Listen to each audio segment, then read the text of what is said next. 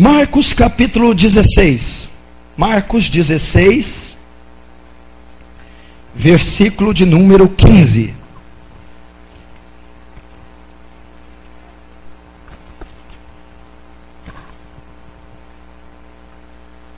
Marcos 16, versículo 15 diz: E disse-lhes: Ide por todo o mundo e pregai o evangelho a toda criatura da terra. Quem crer e for batizado será salvo, mas quem não crer será condenado. Até aí. Vamos orar mais uma vez. Feche os seus olhos. Pai, te glorificamos essa tarde e dou a ti a honra, a glória, o louvor, o poder, o domínio desse culto, desse evento. Pai, usa esse lugar, usa essas pessoas, usa essas mensagens para que o seu nome seja glorificado, enaltecido, louvado, conhecido. Pai, nos reduzimos a nada diante da tua presença. Somos pó, somos pecadores que carecem da graça, da misericórdia, do seu amor. Pai, acompanha essa mensagem com a graça maravilhosa, gloriosa, abundante, no pior, no menor de todos os pecadores aqui. Graça para salvar, para redimir, para abrir a visão dos cegos, fazer os coxos espirituais andarem, para edificar-nos, santificar-nos e escrever o nosso nome na eternidade. Pai, que nós diminuamos, que tu cresça, que o seu nome seja glorificado. Amém e amém.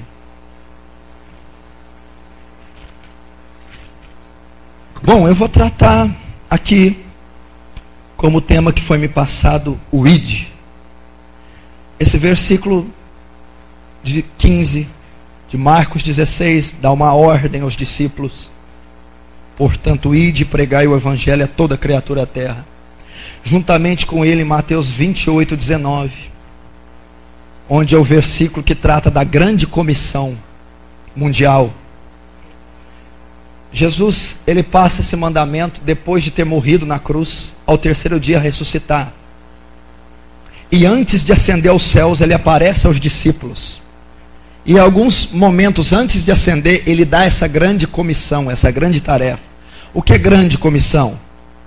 É um grande comando, uma grande missão que ele dá a nós. E uma das direções, das ordens da grande comissão é: ide e pregai o evangelho. Fazei discípulos. Para que ele diz isso? Ele veio então manifestar salvação, morrendo no madeiro, trazendo luz aos gentios, luz a todos os homens, esperança e vida eterna. Morrendo, vertendo o seu sangue, cumprindo toda a lei, oferecendo seu sangue sobre o propiciatório, diante dos céus, diante de Deus. Deus redime o pecador e a raça humana. Quando diz está consumado, todas as coisas, todas as profecias acerca dele até aquela data se cumpriram. Morre então e ressuscita. Nessa ressurreição ele diz: agora que está tudo consumado, o tempo está cumprido, que o sangue foi vertido, o pecador pode ser redimido, agora espalhem, agora propaguem essa salvação, porque está escrito que em Abraão serão benditas todas as nações da terra, e através da minha morte se cumprirá esse versículo, e o evangelho será estendido a todos os gentios, pagãos, gregos, judeus, todos os homens. E para que isso ocorra, para que seja notório o meu sacrifício, para que seja conhecido das nações, e para que a bênção, a promessa de Abraão se cumpra em toda a raça humana, é necessário que vocês sejam portadores dessa nova. É necessário que vocês propaguem, divulguem o evangelho, o meu sacrifício, a minha vinda, morte e ressurreição na cruz do Calvário. E como isso será feito? Através da igreja, dos discípulos, dos obreiros, dos cristãos.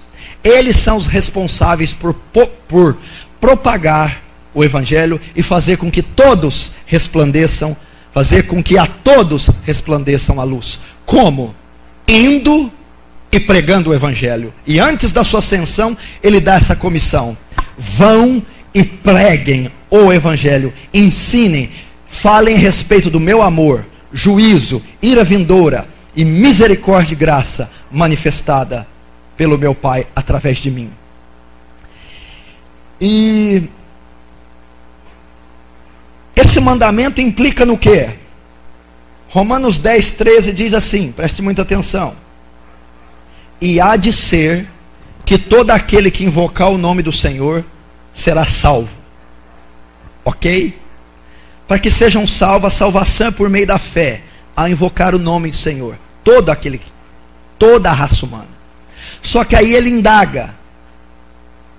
Mas como invocarão se eles não creram?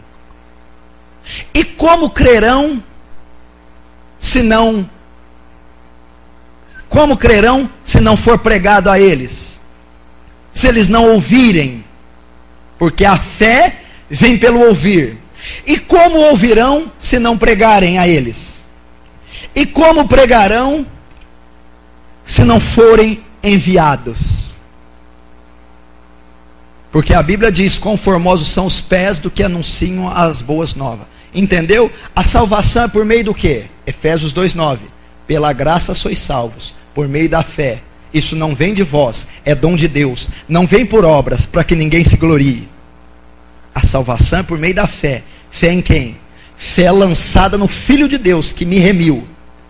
Só que a fé vem pelo ouvir a palavra, correto? Então o ímpio, o gentil lá fora, só pode ser salvo se ele crer.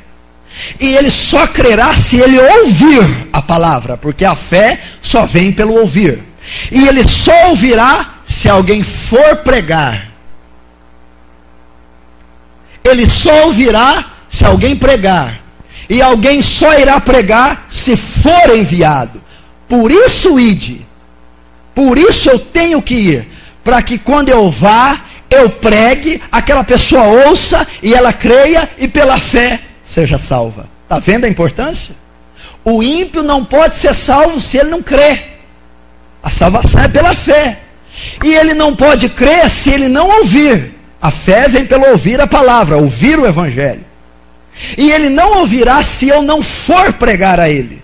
Olha a importância da grande comissão da igreja e desse mandamento. Como crerão se não há quem pregue? Como pregarão se não forem enviados? Porque a fé vem pelo ouvir e o ouvir da palavra. Então implica em salvação. O ímpio, o gentio, as nações só serão salvas pela fé, e a fé só virá se elas ouvirem o evangelho. Elas só poderão ouvir se a igreja sair portas afora e pregar o evangelho. Só que essa não é a maior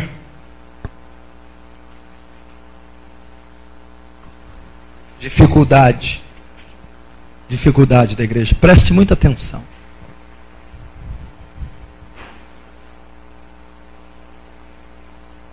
O mais importante não é só ir. Portanto, ide e pregai o evangelho.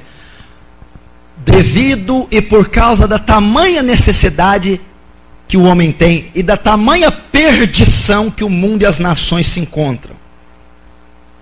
Então, a grande dificuldade não é só cumprir o ide, e sim o como ir. E sim saber como ir. Entenderam? Eu não só devo ir, eu devo saber como ir. Essa é a grande dificuldade. Eu entendo que alguns estão em desobediência, não divulgam, não testemunham de Cristo, não evangelizam, não pregam, serão cobrados, estão em desobediência. Mas também eu entendo que a maioria não sabe ir. A maioria não está preparada para ir. A maioria não está apta para ir. E aí eu encontro outra grande dificuldade, outro grande dilema. Não basta só ir, eu tenho que saber como ir. E é isso que eu quero tratar. Ir apenas não é suficiente. Eu tenho que estar capacitado para ir. Eu tenho que estar preparado para ir. Porque o ide não temos dificuldade hoje. O evangelho generalizou no mundo inteiro. Há um crescimento evangélico muito grande, principalmente na nossa nação brasileira. Há 50 milhões de evangélicos no Brasil. Você tem ideia o que é isso? 50 milhões. Há canais de TV via satélite que transmitem pregações e cultos e o evangelho em todos os países do globo terrestre. Há milhares e milhares de missionários que foram e estão sendo enviados em todas as partes do globo. Há grupos de evangelização em todos os ministérios, em todas as igrejas. A grande dificuldade então não está sendo o ide, porque as pessoas têm ido. Há grupos, há recursos, há missionários, há missões, há bases missionárias, há evangelismo, há grupos evangelísticos que alguns têm ido. Porém a maioria não tem tido efeito no seu ir, não tem tido eficácia, não tem colhido os frutos realmente necessários e bíblicos. Por quê? Porque há uma deficiência nesse id. A maioria das pessoas não estão instruídas, bíblica e teologicamente, para ir. A maioria não está capacitada, apta, treinada no seu caráter. A maioria não atende um chamado específico. E tem mais como um sonho humano as missões e o evangelismo, do que um chamado específico, outorgado por Deus, e preparado bíblica, teológica, e no seu caráter primeiro. Essa é a grande dificuldade do id. Eu não posso ir de qualquer jeito. É isso que você está falando, pastor? Exatamente. Há princípios para cumprir o id. Eu não terei êxito se eu for de qualquer jeito. Eu não terei resultado simplesmente por evangelizar. Eu não terei resultado simplesmente por ir. Eu tenho que estar apto para ir. Segunda carta de Paulo a Timóteo, capítulo 2, versículo 15, o que ele disse? Timóteo, apresenta-te aprovado, como obreiro que não tem que se envergonhar, que maneja bem a espada da verdade. Outras traduções diz, Timóteo, apresenta-te como obreiro aprovado. O que significa isso? Timóteo, apresenta-te para o ministério aprovado, apto, instruído, com condição. Timóteo, não comece o ministério, não abra um trabalho, não vá ministrar sem primeiro estar aprovado. Do original grego, dokimos, que é literalmente aprovado, apto. Então alguém, antes de se tornar um obreiro, antes de ministrar, antes de sair para o id, ele tem que estar aprovado, apto, instruído, capaz. Ele tem que ser capacitado para o ofício. Eu não posso dar a chave na mão do carro, na mão de um menino de 15 anos. Ele não está apto para o ofício de dirigir. Eu não posso dar a direção de uma escola pública para uma jovem de 20, pela ser a diretora. Ela não está apta para aquele ofício. Eu não posso pegar um adolescente de 17 e dar para ele a unção de pastor e entregar a ele um ministério. Ele não está apto para aquele ofício. O que vai acontecer para ele receber a chave do carro, da escola, da igreja?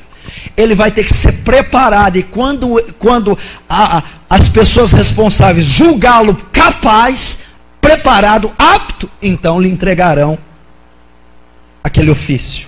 A mesma coisa o ministério, a mesma coisa os obreiros. Veja os discípulos, os maiores ganhadores de alma. Pedro, no primeiro sermão, ganhou 3.000 almas. Quantos aqui que são ministros da palavra, querem ser ministros, no seu primeiro sermão gostariam de ganhar 3.000 almas? Olha que êxito. 3.000, meu irmão. 3.000 almas. Se nós ganhássemos 3.000 almas hoje, aqui agora, nós teríamos muito problema. Não ia ter lugar para esse povo, ia dar um trabalhão. Mas que trabalho gostoso, né? Ai, pastor, eu estou com um problema. O que foi? Eu fui evangelizar lá na minha praça, eu ganhei 3.000 almas. É, mas que problemão, hein, meu filho? É, agora não sei, como é que a gente vai fazer? Não interessa. Então ganhas. Foi isso que ocorreu com Pedro. E eles começaram a ministrar, pregaram, ganhou 3.000, depois numa outra pregação ganhou 2.000, aí veio Paulo, Apolo, Estevão, Tiago, João, ganharam dezenas, centenas e milhares de almas, cumpriram o id, dado em Marcos 16:15, id. Só que eles não foram de qualquer jeito, teve uma preparação, não era apenas o ir, era como ir, estar aptos para ir, saber como ir. O que ocorreu antes deles irem? Nós às vezes não nos lembramos. Aconteceu o que houve com Elias. Uma preparação primeiro. 1 Reis capítulo 18 diz do profeta Elias. Quem não conhece essa passagem? Elias sobe ao Monte Carmelo, massacra os 450 profetas de Baal, faz chover, depois de 3 anos e meio, anuncia a palavra a Acabe, ao trono, a Jezabel. E o que ocorre? Elias tem êxito. Elias derruba os altares de Baal, faz fogo descer do céu. Elias anuncia a palavra de Deus. Elias faz chover.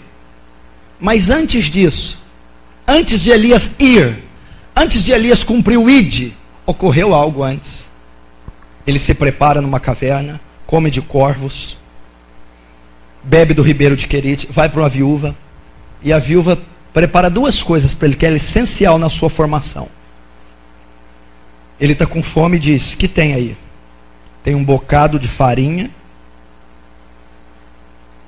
na panela e um bocado de azeite na botija. Prepara os 2, faz para mim um pão que eu vou comer. Primeiro, Elias comeu desse pão para depois ir. Elias se preparou. O que tem aí? Um bocado de farinha e um bocado de azeite. Antes de eu ir, antes de eu anunciar a palavra, antes de eu pregar e protagonizar os sinais, eu vou me alimentar da farinha e do azeite primeiro. Estão entendendo? Da farinha e do azeite primeiro. Primeiro a farinha. A preparação consiste em primeiro se alimentar da farinha. O que é a farinha? A farinha vem do trigo. O trigo, para gerar a farinha, tem que ser moído. Quem foi moído na cruz? Jesus. Quem é Jesus? O verbo de Deus. No princípio era o verbo estava com Deus e o verbo era Deus. Jesus é a palavra. Primeiro, antes de ir, eu tenho que me alimentar da palavra. Eu tenho que conhecer a palavra. E de pregar e o quê? Pregar a palavra. Se eu não tenho entendimento da palavra, eu vou pregar o quê? Como que eu vou cumprir o ide? Elias não poderia ir sem antes se alimentar da farinha, do trigo, da palavra. A mesma coisa, eu não posso pregar aquilo que eu não sei. Preparação bíblica, instrução teológica. Eu não vou pregar uma axiologia, eu não vou pregar uma boa vontade, eu não vou pregar cultura, crendice. Eu tenho que pregar a palavra. E o que acontece hoje? Pessoas que não são destras nas escrituras. Timóteo, a Bíblia diz assim: Timóteo, apresenta-te como obreiro aprovado, que não tem que se envergonhar, que maneja bem a espada da verdade, que tem habilidade, que tem profundo conhecimento bíblico. Se você for evangelizar, você vai evangelizar o quê? Qual conhecimento bíblico você possui? As nações, os perdidos, não precisam de boa vontade, não precisam de cultura, não precisam de banho, de cesta básica. Não é isso. Banho, cesta básica tem caráter externo. Você enche a barriga de um pecador e dá banho nele. Ele vai para o inferno limpo, de barriga cheia. Isso não salva. A nossa obrigação não é uma obra social. E a obra social está incluída no contexto do evangelho, mas não é o fundamento. O ir de pregar significa as boas novas daqueles que estão condenados debaixo da ira de Deus. Agora tem um Salvador e um Redentor, Cristo Jesus. Isso é o evangelho. Então tem muita gente fazendo obra social, caridade, boa vontade, e não está preparada biblicamente para o ide. Eu tenho que ter conhecimento bíblico, conhecimento teológico, escriturístico, antes de pregar.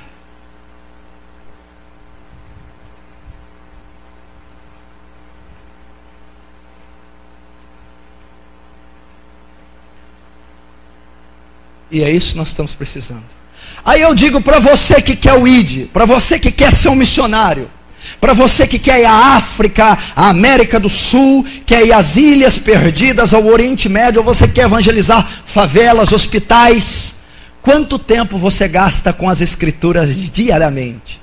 No mínimo 2 horas por dia, estudando-a. No mínimo com um dicionário bíblico, com noções de grego e hebraico.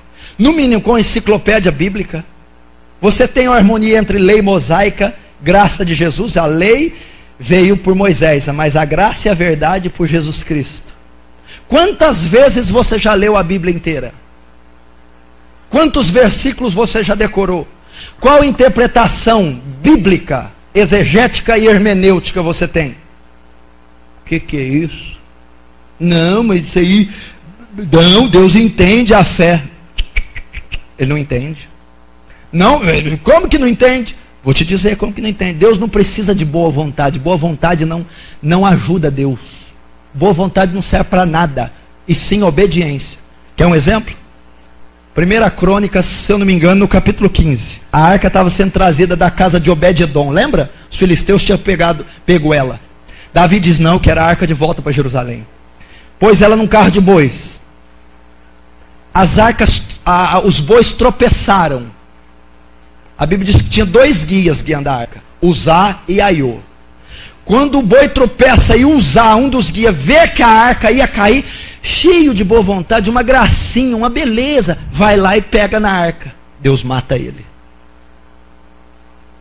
Mas Uzá não tinha boa vontade. Olha lá que boa vontade, mas não tinha conhecimento, boa vontade, mas não era capacitado para o ofício, só os levitas deviam carregar a arca, ninguém podia tocar na arca, tinha que ser com 2 hastes, 2 varões.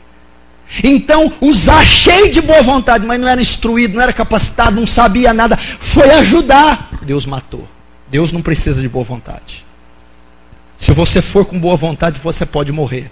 Boa vontade não agrada a Deus. Se você tem tanta boa vontade assim, se capacite. Se prepare para o ofício. Está entendendo? Mas então tem que conhecer e entender tudo isso que você está falando? Exatamente. Exatamente. E tem muita gente tocando na arca. Tem muita gente fazendo coisas sem preparação nenhuma. Canta, não tem preparação nenhuma. Prega, não tem preparação nenhuma. Visita, aconselha, evangeliza, discipula, sem preparação. Cumpre o ide, mas não sabe como ir. E a Bíblia diz que eu tenho que ser um obreiro aprovado, apto, que eu tenho que manejar bem a palavra da verdade. A Bíblia ainda diz assim, Paulo a Timóteo, Timóteo, tem cuidado de ti mesmo e da doutrina, persevera nessas coisas, pois fazendo assim salvará tanto a ti mesmo, quanto aos que te ouvem. Paulo está dizendo, Timóteo, não vai muito na euforia não. Timóteo, tem cuidado, persevera na doutrina. O que é isso? Estuda a Escritura. Aprende a palavra primeiro. Seja hábil. Depois vai. Porque se você fizer assim, você vai salvar o povo e você. Você vai ter eficácia. Então, primeiro princípio bíblico. 2 horas, 3 horas, todo dia com a Escritura. Lendo com dicionário em português. Com uma enciclopédia bíblica. Usando o recurso que você pode. Porque a interpretação dos textos vem do original grego e hebraico. Eu tenho que conhecer os 4 evangelhos como a palma da minha mão. Eu tenho que conhecer a aliança de Deus com Abraão e com Moisés. Eu tenho que conhecer a aliança futura da cruz descrita nos profetas. Está recheada em Jeremias, Isaías e Ezequiel e nos profetas menores.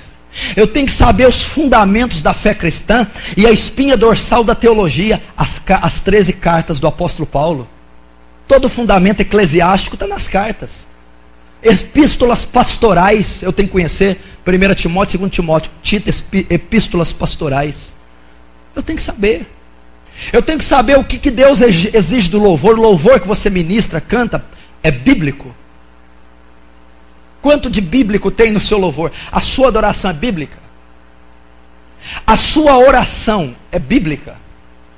Então tem fundamento. Então não adianta só o ide. É um ide sem preparação, ide igual usar. Tem boa vontade, quer ajudar, entende, igual usar, não tem maldade. Mas não está apto, isso para Deus não é suficiente. Não está treinado. E Deus precisa de gente treinada, apta, destra. Primeiro, na palavra, Elias antes de ir. Farinha e azeite. Farinha, a Escritura. E você precisa disso. Há um instituto teológico por aqui, há uma escola bíblica por aqui, há material didático, bíblico, hermenêutico para se comprar na internet. Compre, invista no seu ministério bíblico e teológico. Você precisa. Gaste tempo com a Escritura.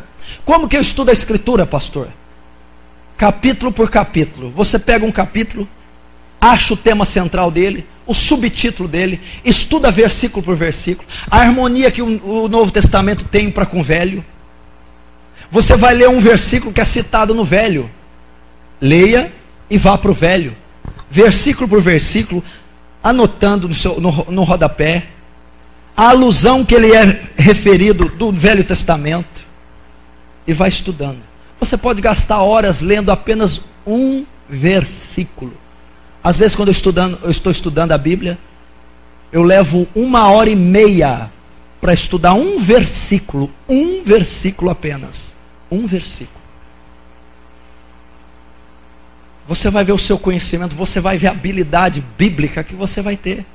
Pastor, gasta dinheiro, tempo, sim, é preço pago, só que você vai se diferenciar, você vai ver o teor do seu ministério.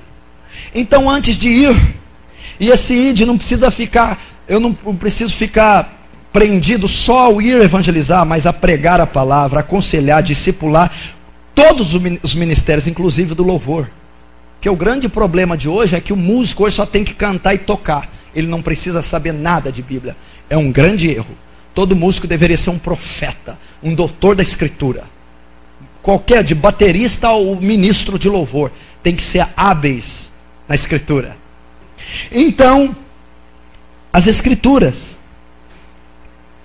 Logo, quando eu tenho a capacidade, a instrução bíblica, teológica, o conhecimento, aí eu tenho matéria-prima, eu tenho produto, eu tenho consistência, eu tenho vida, eu tenho verdade para levar as pessoas. Eu não estou só na arqueologia, eu não estou levando cultura, ciências sociais, cultura humanista, eu não estou levando boa vontade, eu estou levando um glorioso evangelho, estudado, revelado, instruído para as nações. É o evangelho que salva, é a Bíblia que salva, é as Escrituras reveladas que salvam, e conhecereis a verdade, e a verdade vos libertará. Então você tem que portar a verdade, dominar a verdade, ter habilidade na verdade, a palavra de Deus. Elias se alimentou da farinha. Segundo, um pouco de farinha e um pouco de azeite. Primeira palavra, agora o azeite. Antes de ir enfrentar os profetas de Baal, primeiro eu vou comer da farinha e depois do azeite, que virou um bolo, um pão, ele se alimentou. Primeiro, o conhecimento bíblico. Segundo, o óleo, a unção do Espírito Santo, a preparação e o poder do Espírito Santo. O que significa isso? Muita gente também são os extremos, são hábeis nas Escrituras, fazem seminários e têm riquíssimo conhecimento bíblico e teológico, mas não tem o poder do Espírito Santo. Paulo disse assim: o meu ministério, em 1 Coríntios 2,4, Paulo, o meu ministério, o meu evangelismo, a minha pregação, o meu louvor, não consiste em palavras de sabedoria humana. Não é só palavra didática, retórica, mas em demonstração do poder e do Espírito Santo. Por que Paulo está dizendo isso? Qual é a maior obra do evangelismo? Ganhar as almas, ok? Atraí-las para Cristo. E quem faz esse trabalho? João 14. E o Espírito Santo, quando vier, convencerá o homem do pecado, da justiça e do juízo. Só o Espírito Santo tem poder de convencer pecadores. Só o Espírito Santo faz um macumbeiro, pai de santo, se dobrar ao Evangelho. Só o Espírito Santo pega um ateu, kardecista, muçulmano, e leva ele a abrir o entendimento e se dobrar e se converter a Jesus. Só o Espírito Santo. E Paulo diz: o meu ministério não consiste só em palavra, retórica, blá blá blá, mas em demonstração de poder, desse Espírito que convence o homem. Então, quando eu cumpro o ID, eu vou com o conhecimento bíblico do glorioso Evangelho, mas eu vou revestido do poder que convence o pecador. Então, eu ganho a alma. Então, nós precisamos também do poder do Espírito Santo. Os púlpitos têm que estar inflamados. Nossos lábios têm que estar cheios da virtude do alto. Nosso coração tem que arder de amor pelos perdidos, e a sabedoria celestial destilar dos nossos lábios. Nós precisamos do poder. E Elias fez isso. Não foi só a farinha, foi também o azeite, também o poder do alto, do céu. A mesma coisa. E muitos têm algumas dificuldades, por exemplo, os extremos no tradicional, no pentecostal. O tradicional,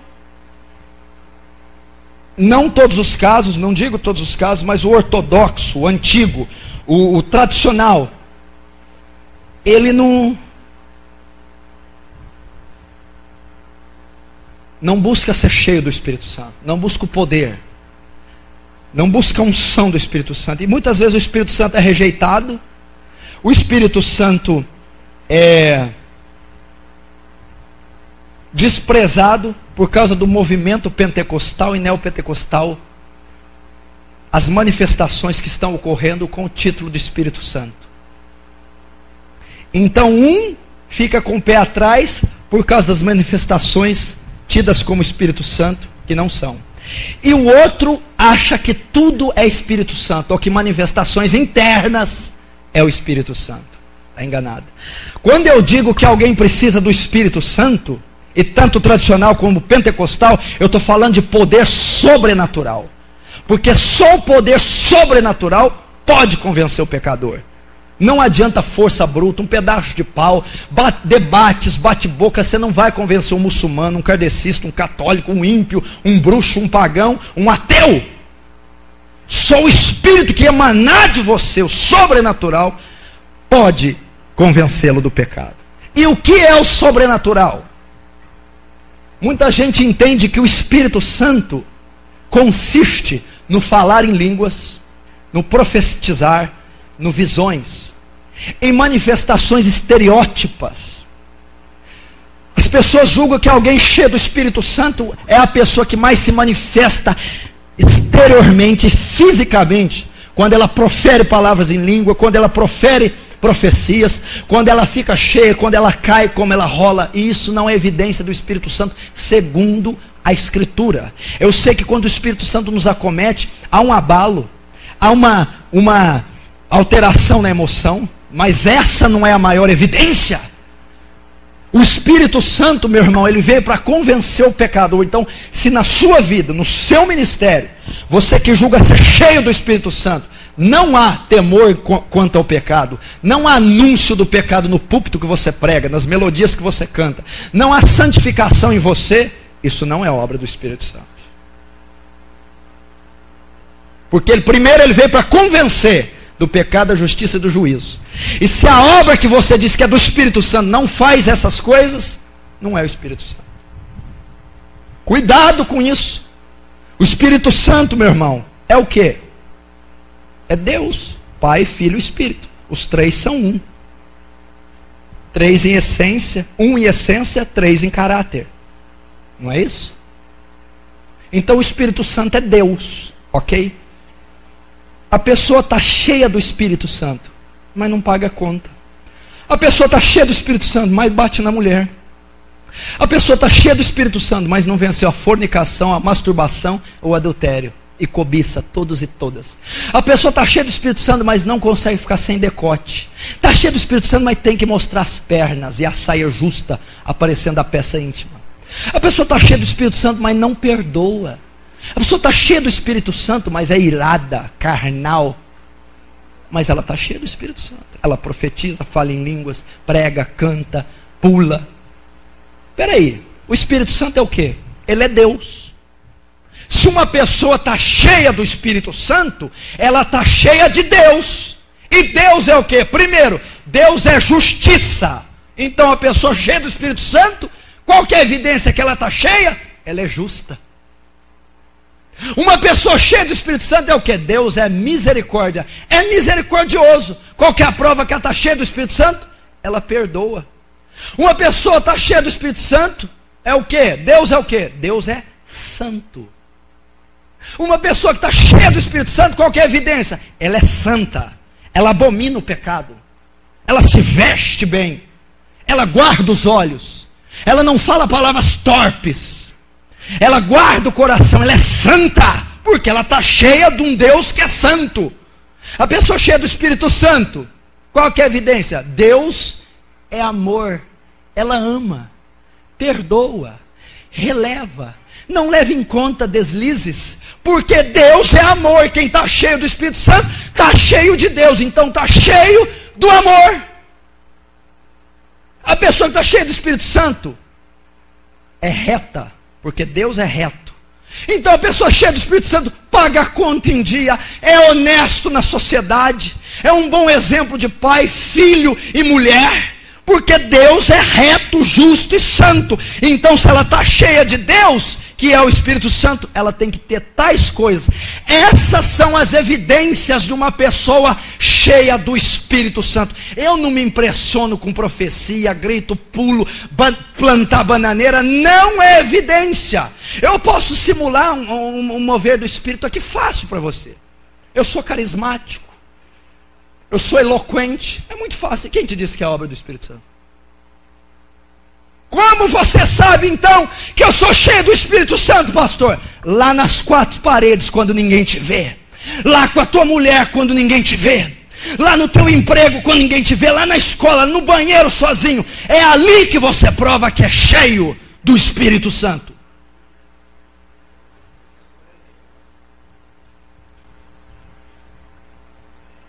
Vamos quebrar essa cultura e crendice de achar que ser cheio do Espírito Santo, que o movimento pentecostal, que igreja fervorosa, é que arrebenta os vidros, que ultrapassa os decibéis, que é uma loucura. Isso não é evidência do Espírito Santo. Não entristeça o Espírito Santo, não submeta o Espírito Santo, essa parafernália. Ele é santo. O Espírito Santo não é propriedade do pentecostal. O Espírito Santo não é evidenciado por bagunça. Ele é Deus santificado em nosso coração. E sem o poder do Espírito Santo, não adianta pregar, cantar, nem ir aos perdidos, pois só a obra sobrenatural vai convencer os pecadores.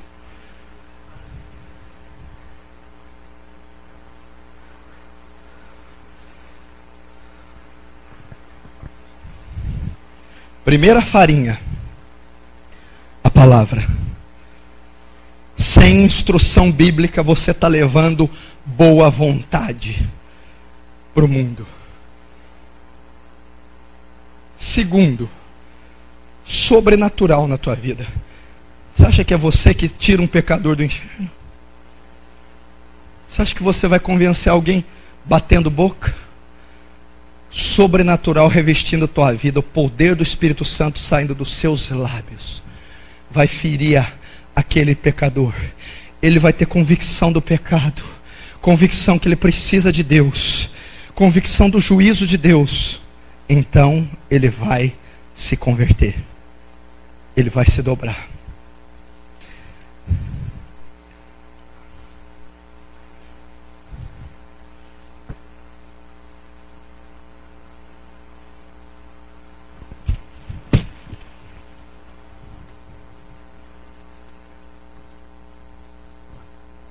Espírito Santo.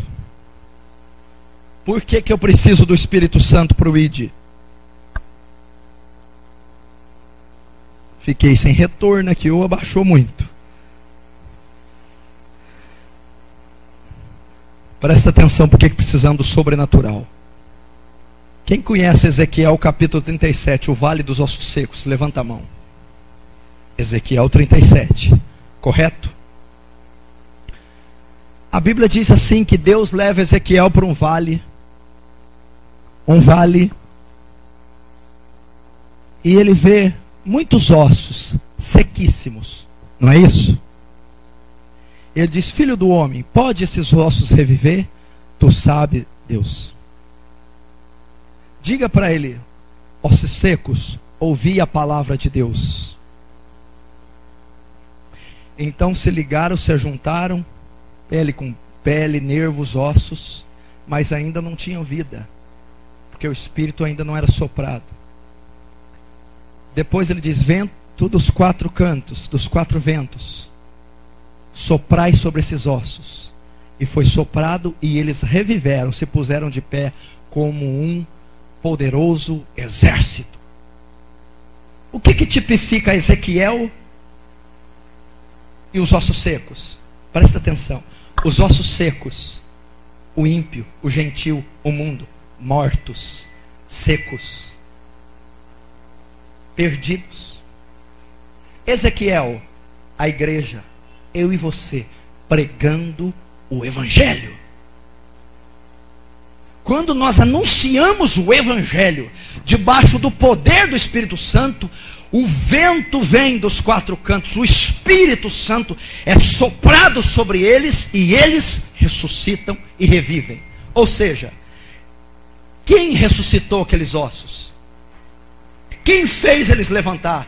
Quem deu vida a eles? O Espírito que neles soprou. O que é o Espírito? O sobrenatural que foi soprado sobre eles. O que significa? Não há poder humano algum capaz de levantar mortos. Não há poder que poderia juntar aqueles ossos, nervos e pô-los de pé. Nenhum poder, só o poder do Espírito Santo. Só o poder sobrenatural reergueu aqueles ossos. A mesma coisa, não há poder, não há mágica, não há forma que pode atrair pecadores mortos no pecado. Não há poder que pode convencê-los. Só o sopro de vida do Espírito de Deus que sai dos nossos lábios. Por isso, meu irmão, tem que haver o sobrenatural na tua vida. Por isso as suas palavras não podem ser só persuasão, retórica, não podem ser só autoajuda, boa vontade, e sim demonstração de poder. Com demonstração de poder você consegue. Entendeu? Então Ezequiel e os ossos secos é você lá na tua empresa, é você na escola, é você na praça, é você no mundo. Você prega: ossos secos, revivei, recebei o Espírito. Então, se você está debaixo do poder do Espírito, o poder sairá dos seus lábios e eles se converterão, eles serão salvos, eles reviverão. Amém? Por isso é necessário o Espírito Santo. Já estou terminando. Não fique nervoso. Foi o que Elias fez. Só um parênteses aqui. Pastor, qual é uma das formas de obter o poder do Espírito Santo? De obter o fogo do céu. Da minha palavra não ser seca, vazio, meu evangelismo não ser seco, vazio. Como eu recebo se o Espírito Santo não é isso que o senhor falou, essa bagunça, esse barulho? Eu quero o real, o verdadeiro. Só tem uma maneira, meu irmão: sangue nos joelhos, oração. Oração, meu irmão. O maior problema de muitos aqui não é orar, é como orar. Terminou a mensagem hoje, eu pedi para orar. Oh Deus, Deus glorioso. Isso não é oração não, meu irmão. Você aprendeu isso? Isso não é orar não. Aleluia, aleluia. Não, mas nós não somos robô, animal. Nós temos razão, nós temos inteligência. Oração é diálogo. Eu tenho que falar de uma maneira a ser entendido. Também está ligado à cultura pentecostal. Aí Deus está falando: o quê? Eu quero ouvir. Tu, porém, quando orares, entra no teu quarto, fecha a porta, ora em secreto. O teu pai que ouve em secreto te recompensará. E tu, quando orares, não sejais como os hipócritas, que usais de vã repetições, pois Vosso Pai sabeis o que necessitais antes que lhe peçai. Eu tenho que saber orar. Com quem se aprendeu a orar assim? Glorioso. Não é bíblico. Sabe onde tem o modelo de oração? Neemias capítulo 1. Ó Deus grande e terrível, que guarda o conserto e a beneficência de todos que amam o teu nome. Está lá o modelo de oração. Daniel capítulo 9. Ó Deus grande e terrível, a ti pertence a justiça, e a nós a confusão de rosto. Olhai para nós e vê o santuário assolado. Você quer outro modelo espetacular? João 17, a oração sacerdotal de Jesus. Pai, é chegada a minha hora. Glorifica o teu filho com aquela glória que tínhamos antes da fundação do mundo. Vai ler João 17 inteiro, aquilo que é oração.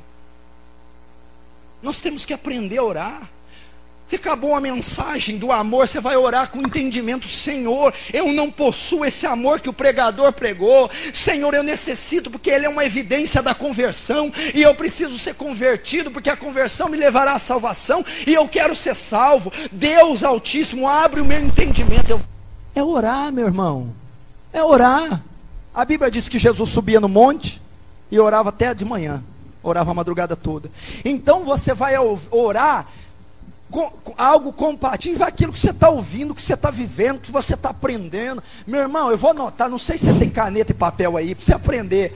Neemias capítulo 9, Esdras capítulo 9, Daniel capítulo 9, Neemias capítulo 1, João capítulo 17. Anota aí, enquanto o irmão traz o microfone. Neemias capítulo 9 inteiro, Esdras capítulo 9 inteiro, Daniel 9 inteiro, Esdras 9 inteiro, Neemias 9 inteiro, Neemias 1 inteiro e João 17 inteiro. Você nunca mais vai orar igual antes, depois que você ler esses capítulos. Você vai ver que coisa linda. Você vai querer imprimir essas orações, colocar ela na internet, pôr ela na cabeceira da cama. Aquilo é oração, meu. Aí você encerra com a oração de Cristo. Você fala, eu quero orar igual esse homem. Eu quero orar igual esse Jesus aí. Ele é meu modelo, ele é meu Senhor, meu ídolo, ele é o cara. Eu vou orar igual ele. É assim que se recebe poder. É assim, acordando de madrugada. Vou te dar uma dica, acorda ali para as 4 da manhã, vai até às 6, rasga. Pede poder, pede a unção. Mas vai orando, transpirando, doendo o joelho, clama até que o céu não resista e não suporte, te dê, te confira poder. Você diz, eu sou um crente seco, frio, vazio, eu sou incrédulo. Senhor, me enche, Senhor, me inflama, Senhor, me capacita. Então virá o poder. Gente que diz assim, eu estou cansado dessa vidinha de pecado, cansado do meu louvor ser seco, da minha pregação ser horrorosa, cansado, meu Deus, de ser capenga, carnal. Eu quero unção, eu quero poder, eu quero dons, eu quero frutos, eu quero a glória. Você vai receber, meu irmão, mas para isso tem que ter sangue nos joelhos, dias e noites ininterruptos, acompanhados de jejuns e orações de madrugada, de noite, de dia, de manhã. Daniel orava 3 vezes ao dia, Jesus na madrugada toda. João diz, o mundo espiritual tomado por violência, e só os que se esforçam se apoderam dele, só os que pagam preço. Crente mole, frágil, devagar, não vai ter poder. Então vai ter que inventar fogo estranho, vai ter que inventar dom, vai ter que rodar, porque ele está enganando a si próprio. Não tem poder. O poder só vem com um crente de rosto magro de tanto jejuar, olho cheio de olheira de passar a madrugada orando. Gente que deixa a televisão, que deixa as amizades, os barzinhos, lanche, para ir para o monte, para ir para o quarto, para ficar sós com Deus, porque querem cubatão na mão dele, querem almas, querem os demônios, querem trazer um avivamento nessa cidade. Só virá com oração, só virá com choro, só virá com clamor. E Elias não foi enfrentar os profetas, não cumpriu o ide sem primeiro receber o azeite, o óleo, o poder sobrenatural.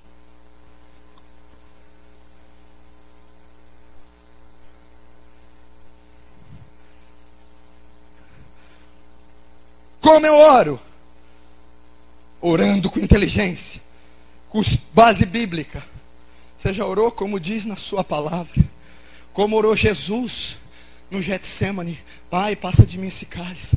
Quando Neemias orou e disse: veja, Senhor, o estado dos meus pais lá em Jerusalém estão em profunda miséria. Oração coerente, oração quebrantada, oração inspirada pelo Espírito. Sai palavras que você nem vê da onde. Já orou assim? Inspirado, uma concordância, uma harmonia. Você não repete palavra. Quando você viu, passou uma hora, você nem viu. Isso é oração. Isso é oração.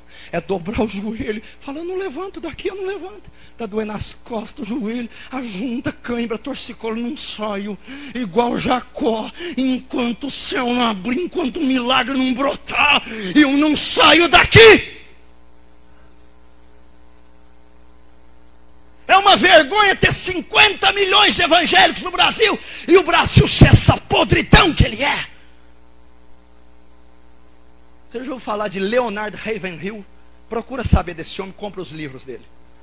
Ele dá uma declaração dessa: se os crentes da América, Estados Unidos, vivessem como cristãos de verdade, só por um dia a América seria transformada.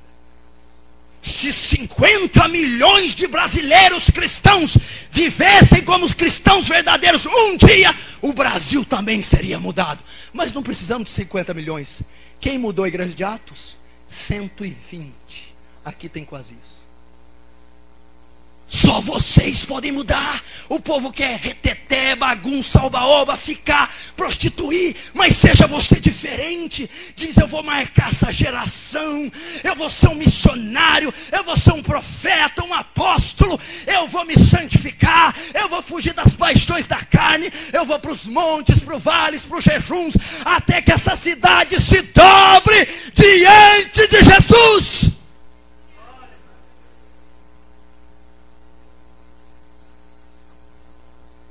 Você vai ver, meu irmão, 120 acabou com o mundo. Aqui, ó, não precisa ir lá na outra, no congresso, no evento, na catedral, na sede. Que isso? Não precisa ser teólogo. Quem tem disposição? Quem quer? Eu vou pagar o preço. Eu vou aprofundar no estudo bíblico agora, como nunca. Eu vou devorar, vou mastigar a escritura. Ah, meus joelhos vão ter sangue agora. Nossa, eu quero. Você pode ter certeza, se eu voltar daqui da próxima vez, essa igreja aumentou. Coisas aconteceram, burburinhos, estrondos, arruaças nessa cidade.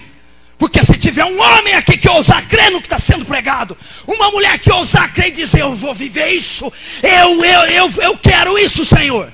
Ah, meu irmão, você vai ver. As almas virão aos montes, os demônios serão expulsos, as enfermidades serão curadas. Oh, meu irmão, Deus vai te pôr em situações tremendas. Vai colocar pecadores na sua frente. Eu não sei porque que os crentes ficam: ai, cuidado de mim, essa igrejinha. O que é isso, meu irmão? Pedro era analfabeto, pescador. Mas a Bíblia diz que quando ele abriu a boca, cheio do Espírito Santo, as almas se converteram. Você não sabe a formação que eu tive. Eu não tive pai, sempre fui pobre, não tive formação escolar, acadêmica. Tudo que eu tenho, que eu possuo, foi os joelhos que me deram. Horas e horas. Não tem família tradicional na cidade. Nunca tive discipulador. Tudo que eu aprendi foi o Espírito Santo que me ensinou, através da oração. É uma pena um dia só, mas graças a Deus, o irmão que preparou foi sábio. Fez 3 mensagens num dia só, para a gente se saturar, para a gente se encher. Eu conheço essa musiquinha.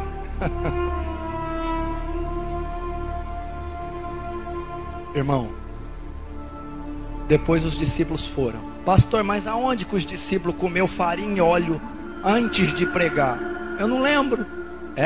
Vamos lá, primeira farinha. 3 anos e meio andando com a farinha, a palavra, tendo instrução bíblica da própria Bíblia, tendo instrução teológica do próprio teólogo, tendo instrução evangélica do próprio evangelho encarnado. 3 anos e meio sendo preparado pela palavra viva. Agora cadê o óleo? Ele subiu e disse assim: calma, estou subindo, fica em Jerusalém. É por quê? Até que do alto o óleo desça. Atos capítulo 2. E todos estavam reunidos no mesmo lugar. De repente veio do céu um vento veemente e impetuoso e encheu a sala. E todos foram cheios do Espírito Santo e começaram a falar em outras línguas, assim como o Espírito Santo concedia a cada um que as falasse. Depois de 3 anos e meio, instrução bíblica, farinha, palavra, e depois do óleo, o poder do Espírito Santo, Jesus diz: agora vão e preguem o Evangelho de Jesus. Pedro então prega, 3.000 almas são convertidas. Entendeu agora? O id, não ir, mas sim como ir, preparando-se com a palavra e o poder que convence pecadores. Nós vamos começar a orar agora. Se você sentir vontade de orar ajoelhado, melhor, ajoelhe. Se é de pé, é melhor para você, de pé. Se é sentado, sentado. Mas todos agora vamos orar para refletir nessa palavra. Pode começar a orar. E se o instrumento também, alguém quiser tocar alguma coisa, fica liberado.